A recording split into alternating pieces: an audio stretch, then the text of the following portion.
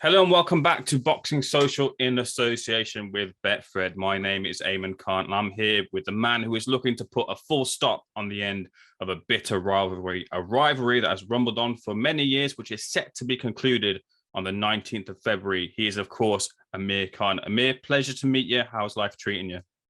Going really well, thank you. Working very hard over here in Omaha, Nebraska, with the Crawford team, Mac and everyone. And everything's really good. You know, I'm in my apartment now, obviously isolated away from my family, my friends, obviously totally focused on my job, which is on February 19th against Kell Brook. You and Kell have made history already with the ticket selling incredibly quickly. I think it was 10 minutes was the time. It's a fight that's had a lot of people talking about it. People have been coming up to me, being the boxing guy amongst my friends, have been coming to me and talking about, asking me about that fight, which means a lot in terms of how much is crossed over into that mainstream. Yeah. Were you expecting that kind of reaction, Amir? Yeah, definitely. I knew that it was always going to be a massive fight because it's been talked about for such a very long time. Not only from me and Kell, but it's also been talked about from boxing fans, other promoters who try to get the fight done. And, you know, obviously we went and the deal we did is with Sky. And the reason we picked Sky is because we think that will give everyone the opportunity to watch the fight. Eddie's plan and Eddie's offer was good, but we still obviously went because we want to make this a fight so the people get to watch, you know, the fight and get to enjoy it as well. So we didn't want to go where the most money was. It was more about giving the opportunity to give everyone a chance to see the fight. Yeah, you mentioned that it's obviously on pay-per-view, Sky Sports, who've been with you for a long time. Boxer are promoting it, of course, as well. It'd be their first pay-per-view. What's it been like working with Benn and Boxer, who are looking to really push themselves out there in 2022? You know what? They're working very hard. They've got a good little stable. They're building their stable up with the fighters. It's amazing to sit with Benn, have a conversation about him. I remember when Benn was doing them smaller shows with Boxer. And you know, you can see he's got a lot of love for the sport of boxing. He loves the sport and he understands it quite well. Now, is he going to be the next Eddie Hearn? Who knows? I mean, he's got a great platform under him, which is Sky, which is probably the biggest platform in boxing for the UK. But it's all about how he now takes it to that next level. I'm sure this is going to be a massive help for him, where it's the first pay-per-view fight he's doing with me and Kell Brook. He's managed to make this fight happen, even though so many promoters have tried for the last 5-6 years to make this fight and they couldn't do it. But credit goes to Benn, Adam Smith as well from Sky, because he's also another person who made this fight happen. There's a few, you know, when it came to the contracts and everything, that's where we used to stumble a little bit in the early years. But this time, I think everything just went nice and smoothly and we managed to get it all sorted. You mentioned there beforehand about Eddie and his interest in getting the fight, and ultimately you going with Sky Sports and the pay-per-view element of it. There were other interested parties, like you mentioned, Eddie. Were you surprised by Eddie's comments regarding this fight being a payday between you and Kell Brook, just picking up that payday? Were you surprised by that? Yeah, definitely. Look, end of the day, I think it's a bit silly because, I mean, I've made a lot of money in the sport of boxing and it's more than just a payday for me. It's about settling the score before you call it a day. And I thought that I can't leave the sport without, you know, without fighting Kell Brook. And obviously, time and time again, people have always, everywhere I go, people always say, look, what will happen in that fight if you fought Kell Brook? Why don't you fight Kell Brook? It was obviously, we couldn't make the fight happen then because obviously the negotiation weren't right. But now, we made it happen and it's not a dead, buried fight. No, I mean, it shows by how quick the tickets sold. It shows by the interest of the people for many years. I mean, it reminds me a little bit of, I mean, might not be at that level, but it reminds me a little bit of when Mayweather fought Pacquiao, because there was so much time went by and that fight never happened. I mean, same with our fight, you know, and still the interest was there in that fight with Mayweather and Pacquiao. I mean, this is another fight that people, all boxing fans wanted to see for a very long time. it's not because Kell was scared or I was scared. Obviously, it was just because we was on our own paths, and he went his way, I went my way, and but I'm glad now we managed to get it all sorted. But now, whatever happens, come fight night, we're both going to be ready. He's out in Spain training. I'm out here in Colorado, and also I'm in Nebraska at the moment. I mean, if I thought it was going to be an easy fight, I don't think I'd be leaving my family behind. I could have done a training camp in Dubai. I could have done a training camp in England. Could have gone somewhere where it's easy. I'm in a training camp where it's very, very hard. Training day in, day out, man. Every day we don't get a day off. I mean, if I thought that, yeah, it's just a quick payday, I'd just walk in there the way I am, because no, to me, it's about my legacy. To me, it's about putting a great performance on and giving the opportunity for the fans to see a good fight. And I'm sure Kell's going to be the same way. Throughout your career, you've spent a lot of time gaining and getting a wealth of experience from different trainers. How does a training camp differ with Bomac then from the likes of your Hunters and Roach? What does Bomac implement in his training camps? Yeah, no disrespect to all the trainers. They're all amazing. Look, I work with the best out there. Honestly, from Nassim Richardson to Virgil Hunter to Freddie Roach to Bones Adam to Oliver Harrison to so many, and now work with Bomac. I mean, every coach has something to offer, something different to offer. They see your mistakes, and look, I'm a fighter, and I just love to go in there and do what I do best. But they are gonna just slowly change you. You're not gonna be like, I already see a massive change. I mean, big thank you to Crawford, because I've just been sparring with him this week, and even he was very impressed how sparring went, and also Bomac messaged me yesterday saying, "Oh, you know what? Crawford always comes to the gym. One thing I like about Crawford is always at the gym, always helps. Being pound for pound one of the best fighters in the world, he's always there helping his training partners. Whereas he's just had a fight a couple of months ago, and obviously he could be on his holidays really, but he's not. He's still spending time in the gym. And he said to Bomac that, wow, Amir's looking really good, and he's also sparring with me and helping me out big time. So huge credit there, man. I mean, I got a great team around me. And Bomac, obviously, the game plan, the master plan he has for this fight. So this is where we go back to that. If you thought this was a dead fight, I wouldn't be wasting all my money. I wouldn't be coming all the way to the other side of the world to have a camp here. Amir, what do those spars with Terence Crawford look like? I mean, how do they differ from the time that you spent with him in the ring? And also, could you just give us, in that time that you spent with Terence in the ring that you've had, like, just tell me what he does so well and how you've improved from those spars? See, when it comes to timing, Terence has amazing timing. Terence has very good power as well. He's very patient, but knows when to throw a shot, when to defend, and he'll make you miss. He's a great counter fighter as well. I mean, obviously, I had a lot going on when I fought Terence at that time.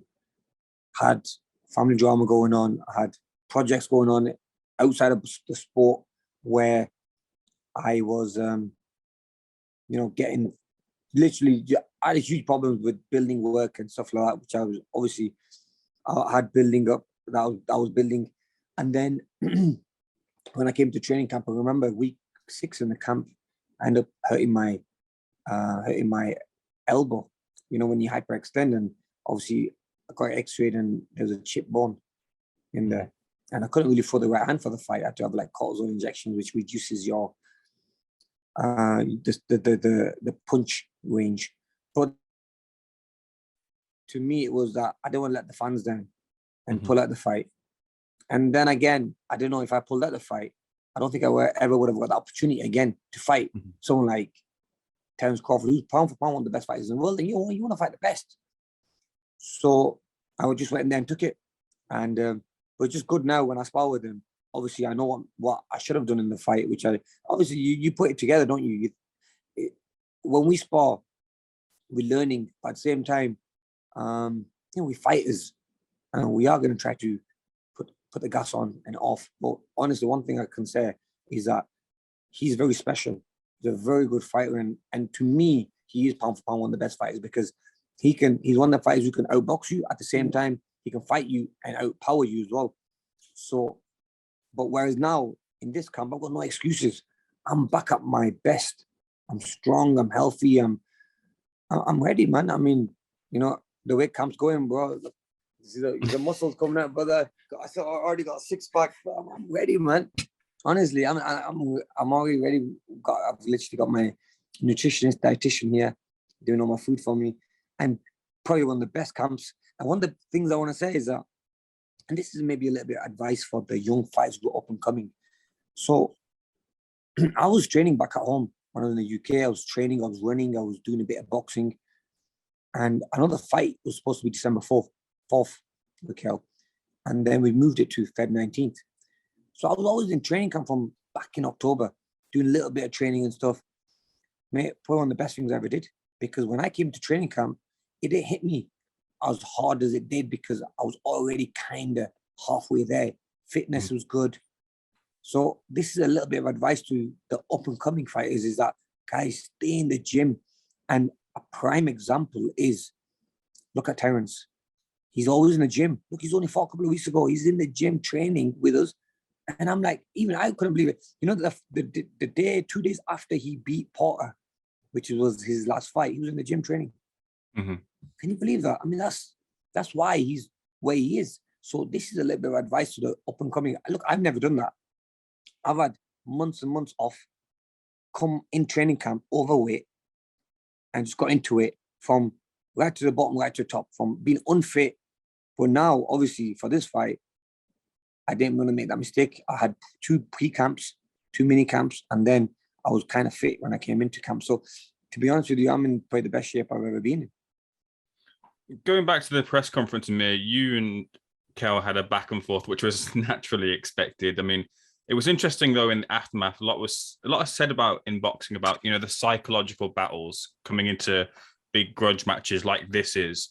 I want to go from, first of all, your point of view. You said that like he irritates you, and I think in the past you've said as well he irritates you. What is it about Kell that kind of you don't like, Amir? I just think that he's always been very bitter, and he's always been a hater. The jealousy shows on his face when he looks at me. He wishes he was in my position. With what I've done in the sport of boxing as a British Asian, and the name I've got come to America fighting over here. I mean, I think he envies that, you know, and I think he just hates that, you know, and it's just pure jealousy. I see that straight in his face, and then it's all the things that he says, which are he's going to do this, he's going to do that. I mean, come on, man. I mean, he's thinking that I'm a walk in the park when he comes to talking about me fighting me. I mean, so he needs to have some respect. I mean, I've never really disrespected his boxing skills, but when he started saying stuff like that, look, I jab knocked him out. You know what I'm saying? So come on, there's levels that I've fought better opposition, bigger names out there, but I don't want to go too much into that at the press conference. He was going back and forth. And it's not in me to do that, you know. End of the day, I'm just going to prove it on February 19th. I'm just going to go in there and do my job. I'm the fresher fighter. I'm the better boxer, and the better training camp I've got as well. I mean, what loyalty does he have? He left his trainer, and now he's gone back with him again. You know what I mean?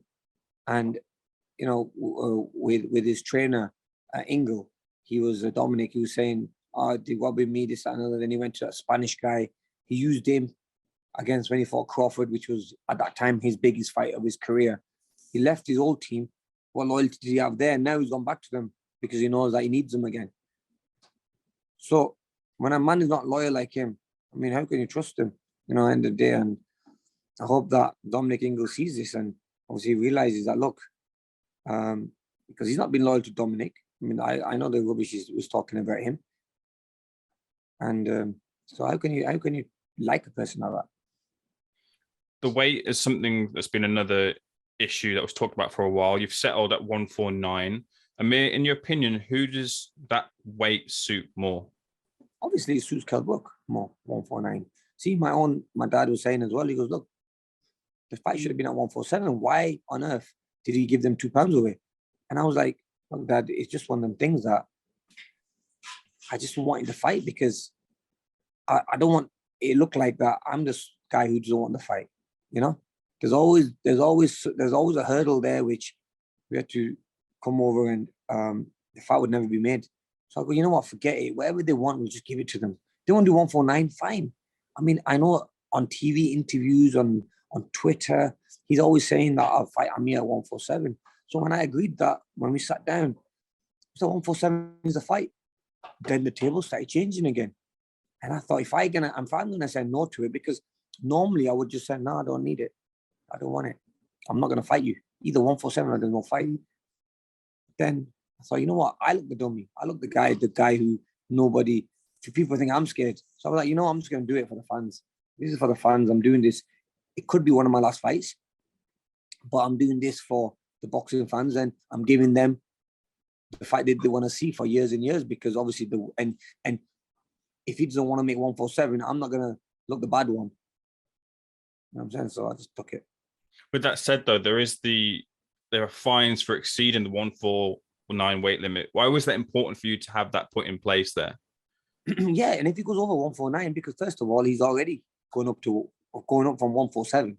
Because we both welterweight fighters, we both fought at welterweight, and we both gone up to middleweight, and we knew that it wasn't for either of us. He fought Triple G, I fought Canelo. Why there's fines if he goes over 149? Because really the fight should have been at 147. And at the same time, there should be fines if he goes over 149, because I think it's more piss take that really. I've already given 2 pounds away. I'm gonna give more weight away. Mm-hmm. So there had to be fines to show that, look, you better be serious about this weight thing, because you always at one puts you away from changing, from your life being changed, you know? You can get hurt. And if someone's coming in the ring who's overweight, heavy, I mean, you can get seriously hurt. Mm-hmm. So end of the day, I'm looking at my future as well, you know? And so, yeah, I mean, and I'm doing what I spare. I'm going to struggle to make 149 as well. It's not going to be easy for me. But why should I only be the one that's struggling? And I make 149 and he comes in at 150, for example, or 152. It's a bit wrong, isn't it? So that's why there has to be these rules set. In terms of the fight styles that you both bring to the ring on the 19th of February, there's 2 kind of key attributes that strike out in terms of what's being said about both you and Kell. Firstly, the speed from your side, and then the timing from Kell's side. I want to know, from your perspective, how do you feel you win the fight against Kell? I think it's all about being smart, picking the right shots at the right time, doing the right combinations, and also the speed definitely is something that's got me through my whole boxing career. That's won me fights, and yeah, definitely, you know, the speed is still there. When I've been hitting the bags and the pads with Bomac and everyone and sparring, so I've got everything that it takes. All I have to do is just stick to the game plan, and obviously we have a really good game plan for this fight, and just be smart in there. Kell obviously has timing, yes, I understand that, but still, you know, if he thinks that his timing will beat speed, then we'll see. You know, like I said, look, it is a 50-50 fight end of the day. It is a tough fight for us both. That he's going to come to fight, he's going to be in the best condition ever. But I have to be on my A game as well. And I'm going to make sure that I go in there and I do what I have to do. Keller said that he's got the power to knock you out. Whilst you've been no stranger to hearing people discredit your ability to take a shot, do you feel that Kell has the power to stop you? And then also, Amir, in the wider sense, do you feel some of the criticisms that you had regarding your punch resistance has been warranted throughout some of the fights that you've been in? Yeah, I mean, look, end of the day, it's just people are always going to say, look, you can't take a shot or whatnot. I mean, let people think what they want. You know, end of the day, these people still want to tune in and watch you fight. And at the same time, you know, with Kell hurting me, I mean, look, end of the day, any fighter could get hurt. Yes, 100%. I mean, we were wearing small gloves. You know, sparring is a little bit different. The more padded gloves, we were wearing 16, but when you're in a fight, you're wearing 8 or 10 ounces, so you can get hurt. And obviously, and the people who have caught me clean and put me down they're not dummies. I mean, they're good fighters. they've all been world champions. They're all world champions. They're all like up there as in the top 10 in the whole world, you know. So it's not like I've just been dropped by dummies, you know what I'm saying? Obviously, if you're gonna if you can get hit right and on the spot, then you are gonna go down. But like I said, I always show my courage, come back and give it back. A few more questions for me, Amir. I know we're pushed for time, so I don't want to keep you too long. But you mentioned there about, you know, this potentially being maybe your final fight. How certain are you that this could be the curtain call for you, this fight, whether you win or lose or draw, whatever? How certain is it that this could be your final fight? No, I'm not certain about it. No, I don't think it will be the final fight. I'm just gonna take it one fight step at a time, really. You know, I want to see how I feel in this fight. I might be in the best condition ever. I speak to Bomac the other day, and he was like, he doesn't want me to retire. The way I've been training and everything, is like, damn, you still got a lot left in you. Now you look at Crawford, who's same age as me, and he's pound for pound one of the best fighters in the world. So I'm thinking that age is just a number. I'm being 35. I feel better now, man. I mean, I feel really good. You know, obviously having this pre-camp and then coming here doing training hard every day. I mean, it's brought something new to my game. You know what I mean? To the boxing. So I mean, I don't know. Let's see. Like I said, take every fight step at a time. And if I feel, I know one day I'll wake up, maybe after the fight, and say, oh, you know what? I'll give it a miss. There's so many big names out there. There's so many big fights out there still. So, but my aim is now just to get through this fight, beat Kell Brook, and then go on to bigger and better things after that. And if I do come in the ring, then I will. If I don't, then obviously that will be it. Just picking up on your response there, you said about what Bomac wanted you to do there, and he wants you to continue. But how about Fariel? How about your mom? How about your dad? What do they say about you and your career? And the day, look, I've been different that way. Where I mean, my mom and dad and the missus would want me to retire probably 5 fights ago. You know what I'm saying? But obviously, with me, it's just the love of the sport. I mean, I'm thinking like, look, I want to do it. I want to retire when I think it's right. And at this moment in time, I'm still training hard. I'm running with these young kids, the up and coming young lads, and I'm beating them in running. I'm running with, I'm sparring with these young fighters who are at the peak of their career, and I'm doing really well against them. So I'm thinking, wow, like I still have it in me, you know. But I'll know the day when I don't have it, when to call it a day as well, because you don't want to then stay in the game too long, because you're always at one punch away from getting hurt.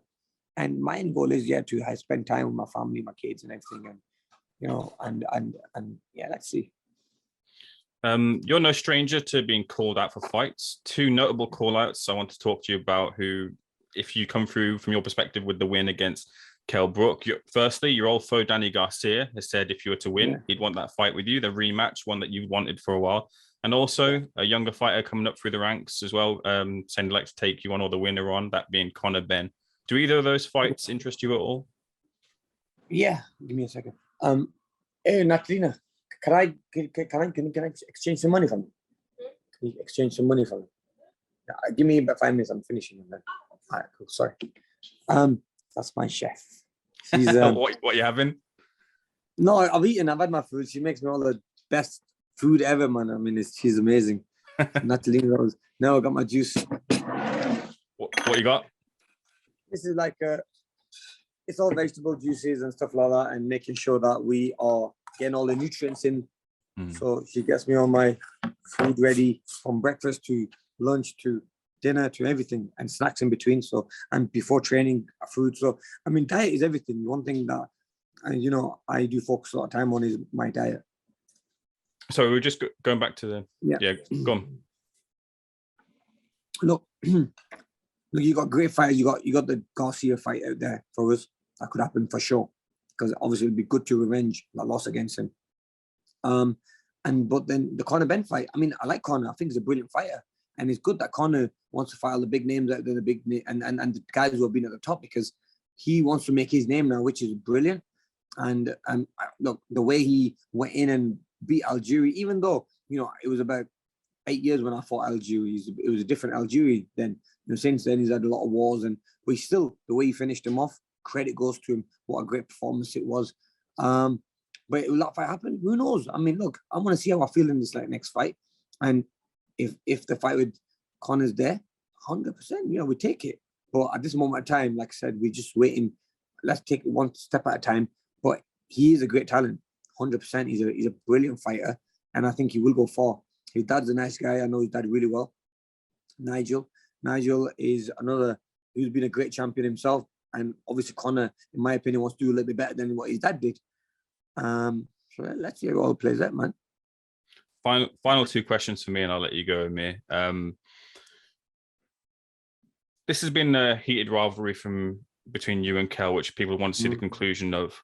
Win, lose, or draw, whatever the result is once it's read out, would you be willing from your side to bury the hatchet and shake Kell's hand once it's done? Yeah, 100%. Look, shake my hand, and yeah, definitely, man. I put my hand out. Oh, you've not seen. I don't think it's been on yet. The gloves are off. Gloves are off. Yeah, it's really good. I stuck my hand out then as well, and obviously you don't want to shake it. And I find that very disrespectful because at the end of the day, it's a sport, and we have that ego between ourselves of who's the better fighter. It's not personal to that sense where I've seen Kell before in boxing events, and we've gone over and talked to him, and I've shook his hand. I mean, yeah, we are going to be fighting each other. That friendship will go to the side, or even liking him or not liking him. Everything we put on the side, but yeah, I would 100% put my hand down and thank him, his family, and wish him all the very best in the future with whatever he does. So one quick thing, Amir, has come up before asking my final question. Just because we've got a couple of potential restrictions coming up, are there any fears or worries or contingency plans if the fight weren't to take place in England? Could it take place anywhere else or be delayed? There's a lot of interest in Saudi and Qatar, even in Dubai. But to be honest with you, England is where it needs to be. Obviously, because we're both British fighters, and so yeah. And I think it will happen, regardless where. We've got the arena booked for February 19th, which is a Manchester arena, and yeah, I can't see it happening anywhere, but it has to happen in the UK. It has to happen in the UK. And my final question to you is, Amir, tell me what happens on the 19th of February when you share the ring with Kell Brook. Look, there's levels in this game, and if you look at the skill set, the speed, the power, everything together, I just think it'd be too much for Kell. I mean, he can say what he wants to promote the fight. I mean, people would want to see this. And, it could be one of my last fights, but I have to do a proper job on him and just set the score straight. We're going to settle it on February 19th. And like I said, afterwards we can shake hands. But before that, we do literally hate each other. And there's no lies there. I think everyone sees that, how much we hate each other. So, yeah, time will tell. Amir, it's been an absolute pleasure speaking to you. Thank you so much for speaking to Boxing Social. Thank you also to Ben for hooking me up with this. But all the best to you and Ben's Kell. Amazing, yeah. Ben is amazing. All the best to you and Kell on the 19th of February. Hopefully speak to you soon. Thank you very much. God bless, bro. Take care. You too. Thank you.